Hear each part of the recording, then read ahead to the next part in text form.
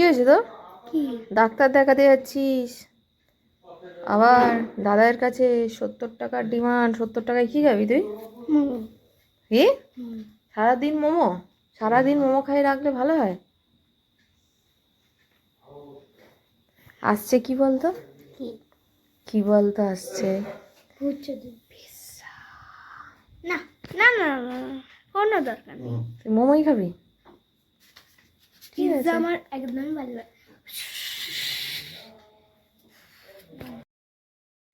মিমলি just বেরোলো, তারপরেই এখানে আমার ফোনটাও এলো যে পিৎজার চলে এসেছে। তো পিৎজা শুধু আসেনি, তার সাথে সাথে চলে এসেছে এখানে ভুটকো আর অ্যাসিস্ট্যান্ট। ওরা দেখে আবার দৌড়াদৌড়ি ভাবছে কি একটা বক্স মতো এসছে। তো যাই হোক, মা ওদের আবার বিস্কুট দিয়ে দিল, আমি আমার হাতে পেয়ে গেলাম পিৎজা। অনেক দিন ধরে খাবো খাবো করছিলাম, বাট অর্ডার দেবো দেবো করেও দেওয়া হচ্ছিল না, কারণ আমার বাড়িতে যে সবাই কেউ মানে খুব একটা যে ভালোবাসে পিৎজা খেতে তা না। মিমলিও তো ভালোবাসে না, তার ওর মোমো খাওয়া ভালো লাগে। তো যাই হোক, তো আজকে আমার মনে হচ্ছিল ক্রেভিংটাকে ধরে রাখতে পারিনি, তাই আমি অর্ডারটা প্লেস করে দিয়েছিলাম।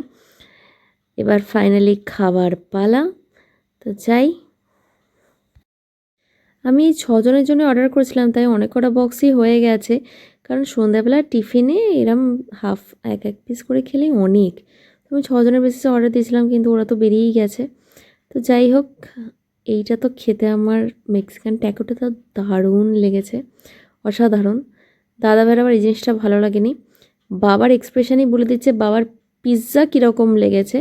বাবা নাকি ফার্স্ট টাইম পিৎজা খেলো, বাবার একদম ভালো লাগেনি। তো মায়ের কিরম লেগেছে মায়ের মুখ থেকেই শুনে নিই।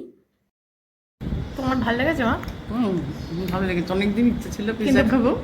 ভালো লেগেছে, কিন্তু বাবার ভাল লাগেনি। বাবা রুটি খাওয়া মানুষ তো চিনি রুটি খেতে ভালো।